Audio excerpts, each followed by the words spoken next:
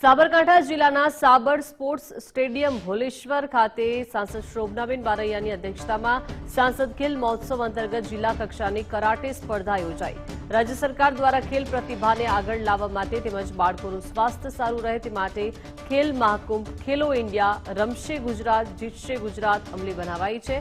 દીકરીઓ માટે ખાસ સંરક્ષણની તાલીમ આપવી જરૂરી, જેથી તે દરેક પરિસ્થિતિમાં પોતાનું રક્ષણ કરી શકે। જિલ્લાની ગામડાઓની શાળાઓમાં પણ દીકરીઓનું સંરક્ષણની તાલીમ આપવામાં આવે છે। આવનાર સમયમાં વધુ બાળકો અને આ ગેમ્સ સાથે જોડાય અને દેશ માટે મેડલ જીતી દેશનું નામ રોશન કરે તેવી આશા વ્યક્ત કરાઈ હતી। આજે જિલ્લા કક્ષાની કરાટે સ્પર્ધાનું આયોજન કરવામાં આવ્યું છે।